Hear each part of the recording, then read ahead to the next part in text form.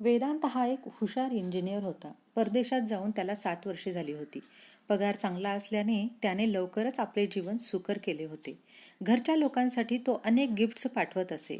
तसेच नियमितपणे पैसेही पाठवत होता. पण तो भारतात येण्याच्या किंवा कुटुंबाला भेटण्याच्या गोष्टी टाळत असे. लग्नासाठी होकार देण्याचाही प्रश्न नव्हता. त्याचे वडील नेहमी कोणत्या ना कोणत्या मुलीबद्दल लिहायचे. त्याचा विचार जाणून घ्यायचा प्रयत्न करत होते. पण वेदांत त्यांना वारंवार टाळत असे.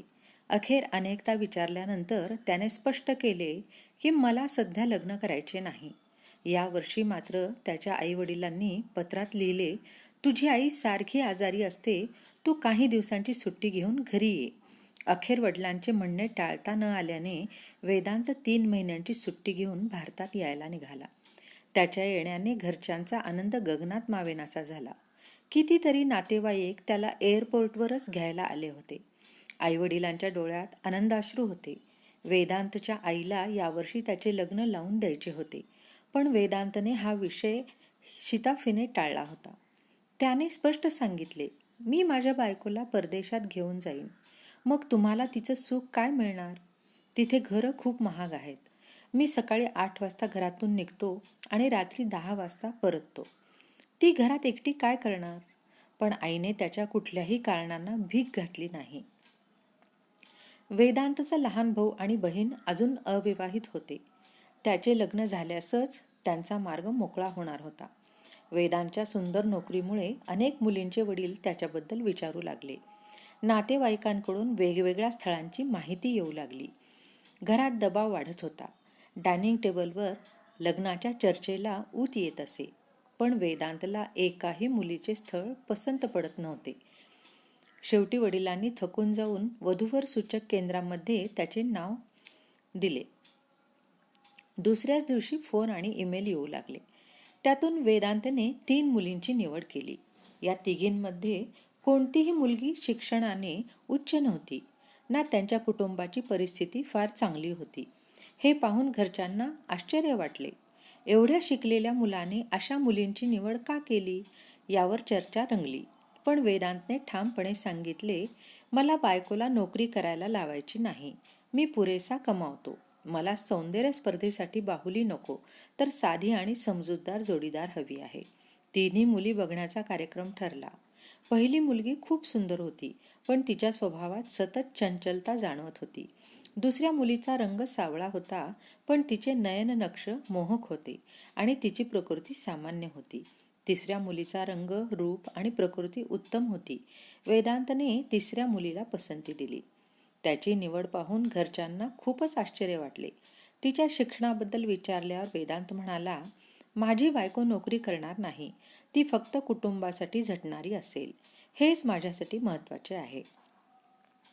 त्याच्या या विचारांनी घरच्यांनाही समाधान वाटले आणि शेवटी वेदांतच्या इच्छेप्रमाणे लग्न ठरले. त्याचं साधं विनम्र वागणं पाहून ऐकणाऱ्यांचे डोळे विस्फारले. एवढा देखणा, शिकलेला, जास्त पगार कमावणारा मुलगा आणि इतकं साधं बोलणं. कोणी गमतीत म्हणालं, हे तर चांदीत सोनं जोडल्यासारखं किंवा तांदळात उडीद मिसळल्यासारखं झालं. मुलीकडच्यांसाठी ही एक लॉटरीच होती. कल्पनेपेक्षा देखणा आणि सुशिक्षित जावई घर बसल्या मिळाला होता. नाहीतर कुठे राधिका साधी 10वी पास मुलगी आणि कुठे वेदांत देखणा, सुसंपन्न, उच्च शिक्षित नवरा. लग्न धूमधडाक्यात पार पडले. वेदांत आणि राधिका हनीमूनसाठी 15 दिवस महाबळेश्वरला गेले. या 15 दिवसाचं सुख कसं उडत गेलं हे त्यांनाही कळलं नाही. सकाळी नाश्ता करून नवरा बायको हातात हात घालून फिरायला जात असत. संध्याकाळी नवे नवे अनुभव घेत, पिक्चर बघून रमून जात. दिवस सोन्यासारख्या आणि रात्री चांदीसारख्या होत्या. राधिकाला वाटत होतं हे सगळं एक सुंदर स्वप्न आहे. ती कधी त्याच्या मांडीवर डोकं ठेवून झोपत असे, तर कधी गळ्यात दोन्ही हात टाकून हळू आवाजात विचारत असे, आयुष्यभर माझ्यावर असंच प्रेम करणार का? त्यावर वेदांत हसत म्हणायचा, धतपगली, आणि तिचे अश्रू पुसून तिचे ओठ शांत करायचा. महाबळेश्वरहून परत आल्यानंतर राधिकाच्या चेहऱ्यावर वेगळाच नूर दिसत होता. तृप्ततेचं एक वेगळंच समाधान तिच्या चेहऱ्यावर झळकत होतं. दरम्यान वेदांतच्या सुट्ट्या संपायला आल्या होत्या आणि त्याला राधिकाला परदेशी घेऊन जायचं होतं. मात्र त्याच्या आईने म्हणावं, सुनबाईला 2 वर्ष तरी इथेच राहू दे. पहिलं वर्ष रीतिरिवाजात जातं. आम्हालाही वाटायला हवं की घरात सून आली आहे. पण वेदांतने आईचं काहीही ऐकलं नाही.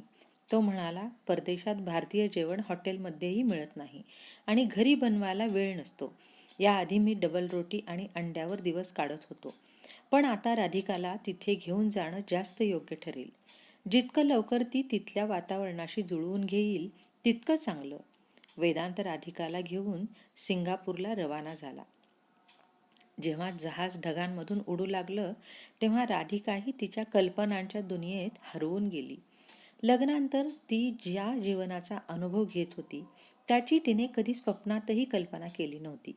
विमानात बसणं तर दूरच, तिच्या कुटुंबात कोणी विमानात बसलं होतं हेही तिला आठवत नव्हतं. महाबळेश्वर सारख्या ठिकाणाचं नावही तिने फक्त ऐकलं होतं. तिने घालवलेले दिवस ती कधी विसरू शकेल का? संपूर्ण प्रवासात ती विविध कल्पनांमध्ये रमून गेली होती. तिला असं वाटत होतं की ती जणू जमिनीपासून उंच हवेत तरंगत आहे. मात्र वेदांत प्रवासभर गंभीर दिसत होता. राधिकाला खूप इच्छा होत होती की ती त्याचा हात हातात धरून आपलं प्रेम व्यक्त करावं. पण आजूबाजूला इतक्या लोकांच्या उपस्थितीत तिच्या मनात संकोच होता. महाबळेश्वरमधल्या हॉटेलची ती खाजगी खोली नव्हती हे तिला स्पष्ट जाणवत होतं. पण थोड्याच वेळात राधिकाचं मन घाबरू लागलं. वेदांत तिला काहीसा वेगळाच वाटू लागला होता. विमानानंतर टॅक्सीनं प्रवास करून दुसऱ्या दिवशी संध्याकाळी जेव्हा ते दोघे आपल्या ठिकाणी पोहोचले तेव्हा राधिकाचं मन होतं की वेदांच्या खांद्यावर डोकं ठेवावं आणि तो तिला आपल्या हाताचा आधार देऊन हळूहळू फ्लॅटमध्ये घेऊन जाईल. बाहेर कडाक्याची थंडी होती. राधिकाला खूप गारठा होत होता. पण वेदांत मात्र गप्पच, विचारांमध्ये मग्न. सुटकेस उचलून पुढे चालत होता.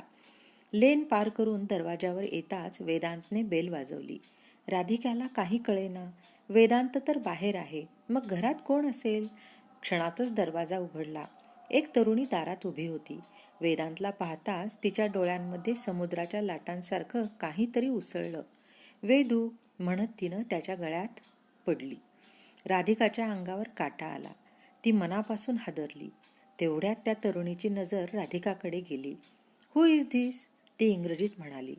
विस्मित होत तो पुढे म्हणाला, धिस इज मेड. वेदांतनेही इंग्रजीत उत्तर दिलं.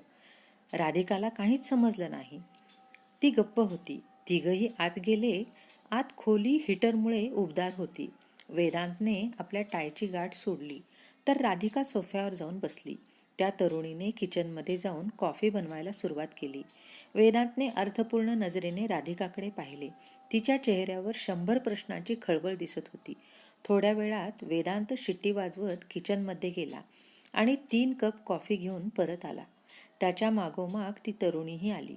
वेदांत आणि ती तरुणी समोरच्या सोफ्यावर एकमेकांच्या शेजारी बसले आणि इंग्रजीत बोलू लागले. राधिकाला काहीही कळत नव्हतं. पण त्यांचं मोकळेपणाचं बोलणं आणि ती तरुणी ज्या पद्धतीने वेदांतवर झुकली होती ते पाहून राधिकाच्या हृदयात दुखरं व्रण उठलं. ती हतबल होऊन सोफ्यावर झुकून बसली. वेदांत उठला आणि एका ग्लासमध्ये ब्रँडी टाकून थोडं पाणी मिसळलं. थकली आहेस, दवा आहे, फायदा होईल, असं म्हणत त्याने राधिकाला प्यायला दिलं. दवा पिऊन राधिका निढाल झाली. वेदांतने मोठं ब्लँकेट आणलं आणि तिच्यावर पांघरलं. सकाळी राधिकाला खूप उशिरा जाग आली. आजूबाजूला पाहिलं तर ती सोफ्यावरच झोपली होती. खोलीत अजून एक अंथरूण पसरलेलं होतं. राधिकाला कालच्या रात्रीचे विचार सतावू लागले. तेवढ्यात वेदांत तिच्यासाठी चहा घेऊन आला. चहा पीत राधिकाने विचारलं, ती मुलगी कोण होती? वेदांत शांतपणे म्हणाला, जेसिका. कुठे गेली? राधिकाने पुढे विचारलं. कामावर, वेदांतने उत्तर दिले. इथेच राहते तुमच्याबरोबर? राधिकाचा स्वर कापरा झाला. वेदांतने हलकेच मान हलवली. केव्हापासून? तिने धडधडत्या हृदयाने विचारले.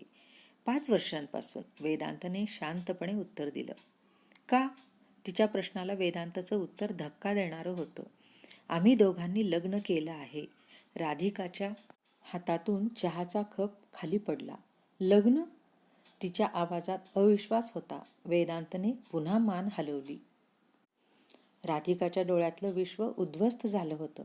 राधिकाच्या आयुष्यावर वीजच कोसळली होती.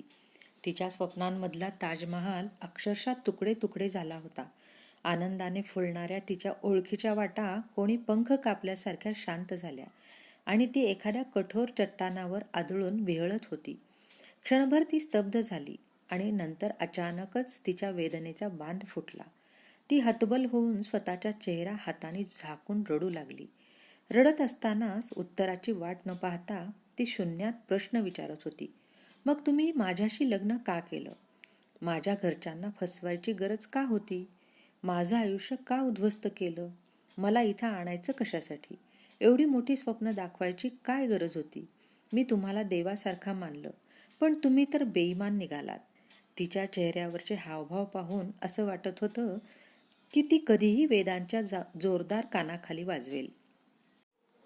वेदांत तिच्याजवळ येऊन त्याची बाजू समजावण्याचा प्रयत्न करू लागला. तो म्हणाला, जेसिकामुळे मला ही चांगली नोकरी मिळाली. ती ज्या कंपनीत मी काम करतो त्या कंपनीच्या मालकाची एकुलती एक मुलगी आहे. ती दिसायला सुंदर आहे, शिकलेली, सवरलेली आहे आणि स्वतःही कंपनीत काम करते. तिच्यामुळेच मी इथे आलो. जेसिकाला कितीतरी लोक परदेशात मिळाले असते, पण माझ्यासाठी ती खास होती. राधिकाने वेदांतच्या जवळ येणाऱ्या हाताला झिडकारलं आणि संतापाने ओरडली. मग दुसरं लग्न करण्याची गरजच काय होती? जर बायकोशिवाय राहू शकत नव्हतात तर तिलाच भारतात आणायचं होतं. आमच्यासारख्या गरीब माणसांशी नाटकं करण्याची काय गरज होती? वेदांतने शांत स्वरात सांगितलं. मी या लग्नाबद्दल कोणालाही सांगितलं नव्हतं. माझ्या आईवडिलांना सांगितलं असतं तर ते कधीच तयार झाले नसते. घराची प्रतिष्ठा राखण्यासाठी मला हे सगळं करावं लागलं. जेसिकाला कोण स्वीकारलं असतं? राधिकाचा संताप आणखीनच वाढला. ती ओरडली, तुमच्या घराच्या प्रतिष्ठेसाठी दुसऱ्या मुलीच्या आयुष्याशी खेळ करणं कोणत्या शराफतीचं काम आहे? जर तुमचं लग्न झालेलं लपवायचं होतं तर मला स्पष्ट सांगायला पाहिजे होतं की मला लग्न करायचं नाही. माझ्या आईवडिलांना फसवण्याची गरज नव्हती. ते गरीब आणि साधे आहेत म्हणून काय तुम्हाला आम्हाला फसवायचा परवाना मिळतो का? भविष्याची इतकी सुंदर स्वप्न रंगवली होती, सगळं खोटं ठरवलं. वेदांतने पुन्हा सांगितलं, आई वडील वारंवार माझ्या लग्नासाठी आग्रह करत होते. त्यांना दुखवायचं नव्हतं म्हणूनच साध्या गरीब मुलीशी लग्न केलं. राधिका संतापाने म्हणाली, जर मी शिकलेली असते तर कोर्टात जाऊन तुमची चांगलीच जिरवली असती. मोठ्या घरातली असते तर तुमच्या खोट्या लग्नाबद्दल तुमच्या आईवडिलांना विचारलं असतं आणि तुमचं आयुष्य उद्ध्वस्त केलं असतं. गरीब घरातली आहे म्हणून फसवलं. वेदांतने तिच्या रागाकडे दुर्लक्ष केलं. तो शांतपणे म्हणाला, माझ्या यशासाठी हे सगळं करावं लागलं. राधिकाला हे ऐकून अजूनच राग आला. ती म्हणाली, माझ्या आईला आधीच शंका होती. ती नेहमी विचारायची की इतक्या शिकलेल्या चांगल्या कमाई करणाऱ्या मुलाला दुसरी मुलगी का मिळाली नाही? एकदा आईने बाबांना सिंगापूरमध्ये तुमच्या ओळखीच्या लोकांकडून चौकशी करायला सांगितलं होतं, पण आम्ही गरीब लोक, आम्हाला कुठून माहिती मिळणार? शेवटी आम्हाला फक्त तुमच्या खोट्या गोष्टींवर विश्वास ठेवावा लागला. राधिका रडत म्हणाली, जर एखादा श्रीमंत माणूस असता तर तो घर बसल्या सगळं सत्य काढून ओळखला असता. वेदांत हसून म्हणाला, जे झालं ते झालं, आता ते विसरून जा. राग नको धरूस. आपण भारतात गेल्यावर तू माझी बायको म्हणून राहशील आणि इथे जेसिका माझी बायको राहील. हे ऐकताच राधिकाचे डोळे अश्रूंनी भरले. ती संतापाने म्हणाली, मग मला इथं आणलं कशासाठी? जर मला सत्य माहीत नसतं तर मी तिथेच तुमच्या नावाची माळ जपत राहिले असते. आता मात्र इथे प्रत्येक क्षणाला मी मरत राहीन आणि करणार तरी काय? वेदांत आता स्वतःवरचा ताबा गमावत ओरडला, तू घरकाम कर, घराची सफाई कर, जेवण बनव, भांडी घास, कपडे धुवून इस्त्री कर, घरातलं सगळं काम तुझं आहे. राधिका संतापाने म्हणाली, मग तुम्ही भारतातून एखादी नोकराणी आणायची होती. तुम्ही माझ्याशी लग्नाचं ढोंग का केलं? वेदांतने तोंड वाकडं करून उत्तर दिलं, वास्तविक पाहता आम्हाला एका कामवालीची गरज होती. इथे नोकर मिळत नाही आणि मिळाले तरी ते खूप महाग असतात आणि विश्वासूही नसतात. आम्ही दोघेही काम करतो. घराची काळजी कोण घेणार? राधिका मोठ्याने रडत म्हणाली, मला माझ्या घरी पाठवा, माझं तिकीट करा, मी इथे राहणार नाही. वेदांत हसत म्हणाला, आता तुझं तिकीट काढून तुला परत पाठवणं एवढं सोपं नाही. हजारो रुपये लागतात. शिवाय तुला कमी शिकलेली आणि साधी दिसणारी असल्यामुळेच निवडलं. तुला कसला त्रास आहे? चांगलं खा, चांगलं पी. जेसिका घरी नसताना तूच माझी बायको राहशील. राधिका स्वतःला फसवलेलं आणि पूर्णतः असहाय्य समजू लागली. तिने संतापाने विचारले, तिला घटस्फोट दे. वेदांत संतापाने म्हणाला, तुझ्या लायकीत राहा. तिच्यामुळेच मला हा थाटमाट मिळाला आहे. राधिका डोकं पकडून जमिनीवर बसली. दुसऱ्या दिवसापासून तिच्यावर कामाचा डोंगर कोसळला. वेदांत आणि जेसिका सकाळी 8 वाजता कामासाठी निघून जात असत. राधिकाला घरात बंदिस्त ठेवण्यात येत असे.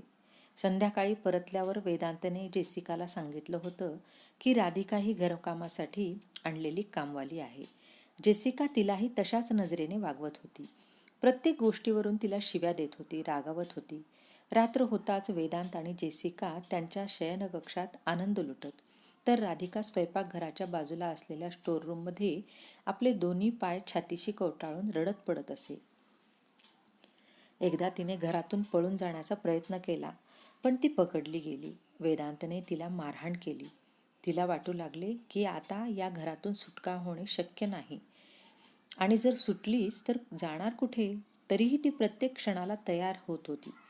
स्वेटरच्या आत तिने आपले सगळे दागिने लपवले होते आणि घरातल्या मोबाईलचा नंबर तोंडपाठ केला होता.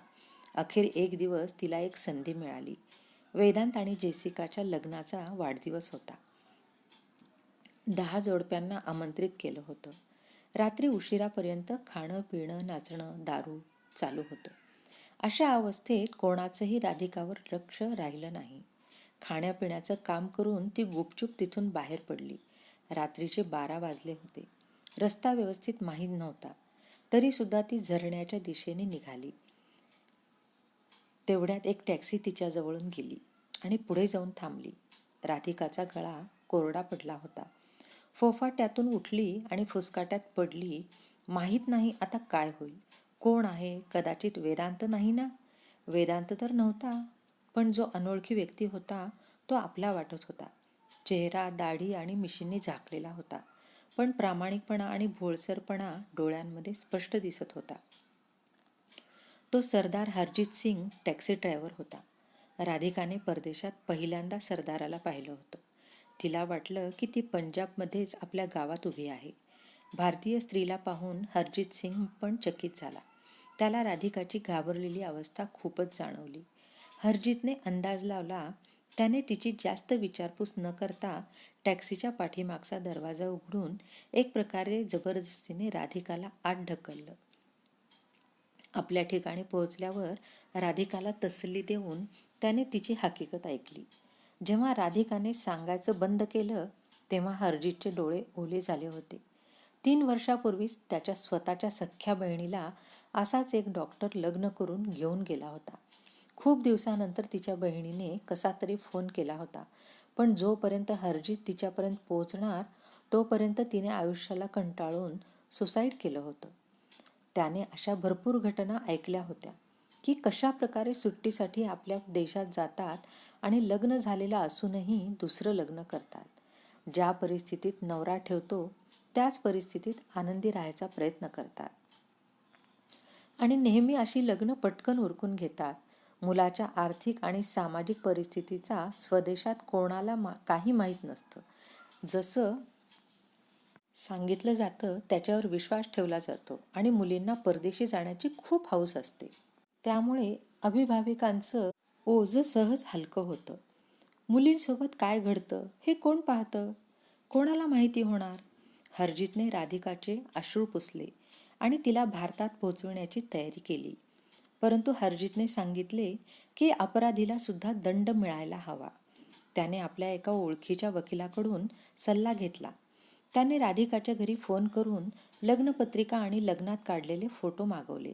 वकिलाच्या द्वारे या सर्व वस्तू जेसिकाच्या वडिलांना दाखवण्यासाठी पोहोचल्या. तो करोडपती भडकला. वेदांतशी बोलण्याआधीच त्याने राधिकाचे आणि वेदांतचे महाबळेश्वरमध्ये गेलेले फोटो जेसिकाला दाखवले. लग्नाचे फोटो पाहून जेसिका गांभीर्याने विचार करू लागली. कदाचित जेसिका त्या लग्नाला एखादा धार्मिक उत्सव समजत होती. वरवधूच्या पोशाखात असलेल्या वेदांत आणि राधिकाला ती ओळखू शकली नाही. पण महाबळेश्वरचे फोटो पाहून ती थोडी बावरली. फोटोमध्ये कधी झीलमध्ये नावेत बसलेले, कधी डोंगराच्या माथ्यावर, तर कधी केसांना सावरणारी राधिका आणि वेदांतची खटाळ हसणारी मुद्रा पाहून जेसिकाला धक्काच बसला. त्या फोटोतील राधिकाला जेसिकाने ओळखले. घरी पोहोचताच तिने वेदांतची खेच घेतली. का रे, तिला मोलकरीण सांगत होतास? तू तिच्याशी लग्न केलं? माझ्याशी फसवणूक का केलीस? मी कमी होती का? मी सुंदर नव्हते? मी शिकलेली नव्हते का? तुला कमी पडलं तरी काय? मी तुला नोकरी लावली, तुझ्या नावावर फ्लॅट घेतला, गाडी दिली. तुला अजून काय हवं होतं? हे सगळं पाहून जेसिकाचा राग अनावर झाला आणि ती वेदांतला शिव्या घालू लागली. वेदांतने तिला समजावण्याचा खूप प्रयत्न केला, पण त्या रात्री जेसिकाने बेडरूमचा दरवाजा उघडला नाही. राधिका जिथे स्टोर रूममध्ये झोपत होती, वेदांतलाही तिथे झोपावं लागलं. तो खूप चिंतेत होता, कारण राधिका गायब झाली होती. ती कुठे आहे याचा त्याला पत्ताच नव्हता. मात्र एवढं निश्चित होतं की ती सिंगापूरमध्येच होती. परत जाण्यासाठी तिच्याकडे ना पैसे होते, ना कसे जायचे याचा तिला पत्ता होता. जेसिकाला कोणी भडकवलं का? त्याच्या मनात विचार येत होते. पण त्याला सगळं कोड्यात पाडलं होतं. राधिकाच्या गायब होण्यापेक्षा त्याला जेसिका रुसून बसली आहे याची जास्त चिंता होती. सोन्याचा अंड देणारी कोंबडी जर उडून गेली तर काय होईल, ही त्याची खरी भीती होती. जर फ्रॉडच्या केसमध्ये पकडला गेला तर तुरुंगात जावं लागेल, ही कल्पनाच त्याला अस्वस्थ करत होती. राधिकाबद्दल विचार केला तर त्याला वाटत होतं ती कदाचित रेल्वेखाली आली असेल किंवा आत्महत्या करून मोकळी झाली असेल. दुसऱ्या दिवशी कंपनीचे डायरेक्टर आणि जेसिकाचे वडील वेदांतला केबिनमध्ये बोलावतात. त्यांनी त्याला सगळं स्पष्ट करण्यास सांगितलं. वेदांतच्या तणावग्रस्त चेहऱ्यावरून सत्य उघड दिसत होतं. या सगळ्या गोंधळामागे एक माणूस आहे, जो मला धमकावून माझ्याकडून काम करून घेत आहे, वेदांतने आपले स्पष्टीकरण दिले. व्यवहारकुशल डायरेक्टरने त्याला 1 आठवड्याची मुदत दिली. दरम्यान परदेशात राधिकाचं मन बिलकुल लागत नव्हतं. पण प्रश्न हा होता, ती परत घरी कशी जाणार? कोणाच्या मदतीने? घाबरत घाबरत तिने हरजीत समोर आपला प्रस्ताव ठेवला. हरजीतला काहीच आक्षेप नव्हता. इथलं काम त्याचा वकील सांभाळेल, त्याची गरजही फारशी उरली नव्हती. फक्त वाट व्यवस्थित पेटवायची होती. जी पेटली होती, आता फक्त विस्फोटाची वाट पाहायची होती. पण स्वदेश परतण्याचा प्रश्न अजून उभाच होता. हरजीत काही मोठा धनाढ्य नव्हता. 2 वर्षे टॅक्सी चालवून त्याने थोडेफार पैसे साठवले होते आणि टॅक्सी खरेदी केली होती. तो मस्तमौला आणि बेधडक स्वभावाचा माणूस होता. राधिकाने तिचे दागिने हरजीत समोर ठेवले तेव्हा तो तिच्या समजूतदारपणाचा चाहता झाला आणि म्हणाला, देशी चिमणी, तू तर शिकलेल्या सवरलेल्यांनाही मागे टाकलंस, असे म्हणत तो तिला देशी चिमणी या टोपण नावाने हाका मारू लागला. हरजीतने भारतात परत जाण्याचा निर्णय घेतला. सिंगापूरमधील त्याच्या ओळखीच्या लोकांच्या मदतीने त्याने टॅक्सी आणि राधिकाच्या दागिन्यांचा व्यवस्थित सौदा केला. कोणालाही काहीच कळू न देता एका संध्याकाळी राधिका हरजीतसोबत सातासमुद्र पार करून गावात आपल्या घरासमोर उभी राहिली. तिला पाहून घरच्यांना धक्का बसला. मुलं झोपल्यावर राधिकाने आपली करुण कथा घरच्यांना सांगितली. पाठीवरील माराचे वळ दाखवत तिने सांगितलं की घरातून पळून जाताना तिला वाटलं सुद्धा नव्हतं की ती पुन्हा कधी तिच्या आईवडिलांसमोर उभी राहील. ती हरजीतचे लाखो वेळा आभार मानत होती. तो भेटला नसता तर आज मी कुठे असते मला ठाऊक नाही, असे ती म्हणाली. राधिकाच्या वडिलांनी हळूहळू डोळ्यात येणारं पाणी थोपवून तिची व्यथा ऐकली आणि स्वतःची चूक मान्य केली. आपण आपली लायकी पाहायला हवी होती. हरजीतसारखा साधा प्रामाणिक माणूसच आपल्यासाठी योग्य होता, असे ते म्हणाले. दुसऱ्या दिवशी हरजीतने राधिकाच्या वडिलांशी एकांतात चर्चा केली. सिंगापूरमधील सर्व घडामोडी सांगितल्या आणि आपल्या वकील मित्राकडून मिळवलेली काही महत्त्वाची कागदपत्रे दिली. त्या कागदांमध्ये वेदांत आणि जेसिकाच्या पहिल्या लग्नाची नोंदणी होती. इथे फसवणुकीचा खटला दाखल करू शकतो. वेदांतला चांगलाच धडा मिळेल. खटल्याची सुनावणी झाली तर त्याला इथे येताना पुरता घाम फुटेल. घराण्याचा सन्मान धुळीस मिळेल आणि परदेशात राहणाऱ्या त्या भारतीयांनाही धडा मिळेल जे अशा गोष्टी करायला प्रवृत्त होतात, असे हर्जित म्हणाला. शेवटचे वाक्य बोलताना त्याचा आवाज भरून आला. डोळ्यातून पाणी वाहू लागले. त्याने आपल्या बहिणीबरोबर घडलेला अन्याय सांगितला. राधिकाच्या वडिलांनी त्याला आपल्या छातीशी कवटाळलं आणि त्याचे अश्रू पुसले. आमच्या गरिबीने आणि साधनांच्या अभावाने आमच्या हाताला मर्यादा घातल्या आहेत. खटल्याच्या तयारीत आम्ही असमर्थ आहोत, असे ते म्हणाले. हरजितने त्यांचा निरोप घेताना सांगितले, तुमच्या सेवेसाठी मी सदैव तयार आहे. हा माझा पत्ता आहे. मला टॅक्सी चालवायची आहे. इथे नाही तर कुठेही चालवेन. जे योग्य वाटेल ते करा. राधिकाच्या वडिलांनी आपल्या पत्नीशी चर्चा केली. त्यांनी राधिकाच्या मनाचा अंदाज घेतला. राधिका कोणत्याही परिस्थितीत वेदांतसोबत राहायला तयार नव्हती. 15 दिवसांनी खटला न्यायालयात दाखल करण्यात आला. वेदांतने जेसिकासोबत समझोत्याचा प्रयत्न केला, पण ती घटस्फोटावर ठाम होती. करोडपती बापाची ती मुलगी होती. तिला कशाचीही कमी नव्हती. मात्र वेदांतने खोटं बोलून तिला फसवलं, हेच तिच्या जखमेवर मीठ चोळत होतं. राधिकाला कामवाली म्हणाल्यामुळे तिला स्वतःची खूप लाज वाटत होती. राधिकाच्या प्रती केलेला अपमानजनक वर्तन तिच्या मनावर एक प्रचंड जखम करणारा ठरला. तिला एकच प्रायश्चित्त दिसत होतं, वेदांतला घटस्फोट देणं. घटस्फोटाचा अर्थ वेदांतच्या अस्तित्वावर घाव करणं, त्याच्या आयुष्याला एक धक्का देणं होता. दुसऱ्यात कोणत्याही ठिकाणी चांगली नोकरी मिळण्याची आशा नव्हती. कुठेही गेलं तरी जुन्या कंपनीच्या चांगल्या कामाचा प्रमाणपत्र सादर करावं लागणार होतं. खोटं बोलून काहीतरी सांगून नोकरी मिळवली तरी नवीन कंपनी नेहमीच जुन्या कंपनीकडून रिपोर्ट मागवणार. त्याचं भविष्य वाळूप्रमाणे हातातून गळून जात होतं. तितक्यात भारतातून न्यायालयातून कागदपत्रे पोहोचली. वेदांतने त्याचे डोके धरले. घरच्यांना सांगितलं की राधिकाचा काहीतरी गैरसमज झाला आहे. तिची समजूत काढून काहीतरी उपाय करावा लागेल. त्याच्या वडिलांनी राधिकाच्या वडिलांची भेट घेतली आणि सर्व काही समजून सांगितलं. त्यांनी राधिकाच्या वडिलांना केस मागे घेण्यासाठी अनेक विनवण्या केल्या. 50 लाख रुपयापर्यंतची ऑफर केली. त्यांना सांगितलं की या रकमेने राधिकाला दुसऱ्या ठिकाणी लग्न करायला लावता येईल. पण राधिकाने कधीच कोणत्याही किमतीत समझोता करण्याचं मान्य केलं नाही. नारीचा प्रतिरोध सहज शांत होत नाही, असं तिने ठरवलं होतं. जेसिकानेही वेदांतला स्वीकारलं नाही. नोकरी गमावली, बायको गमावली आणि दुसऱ्या बाजूने केस सुरू झाली. त्याला भारतात परत येण्यास भाग पाडलं.